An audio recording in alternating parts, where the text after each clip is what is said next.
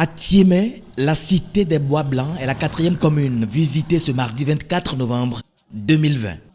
Patrice Talon, toujours au top de sa forme, malgré la tombée de la nuit, y a retrouvé ses compatriotes qui l'attendaient toujours.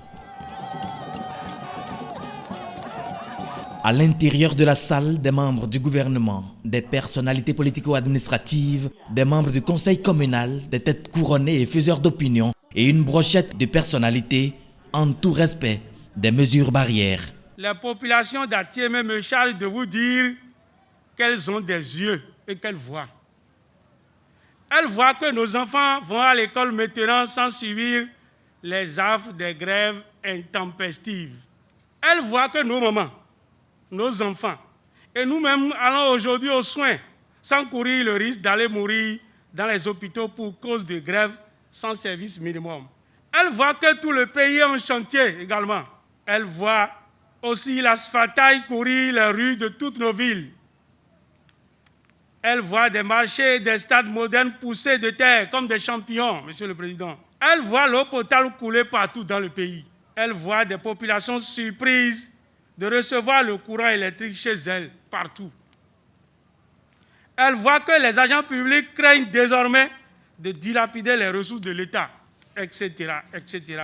Tête couronnée, Majesté.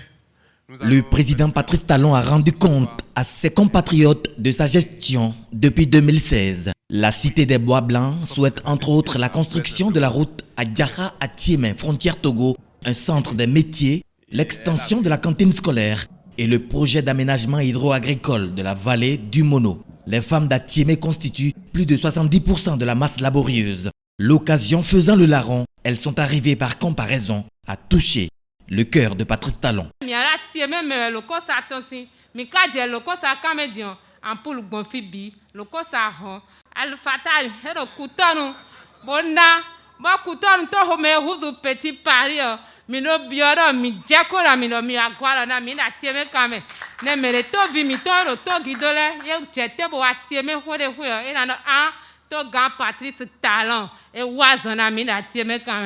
Vous imaginez combien j'aimerais agir le plus tôt possible pour également rentrer dans le cœur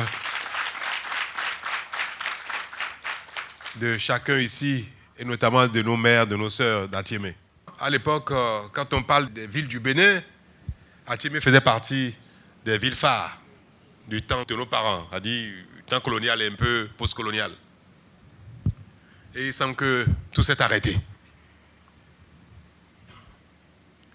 Et pourtant, quand on circule dans Athiémé Centre, on voit bien les vestiges d'une période glorieuse. Il faut réhabiliter ça.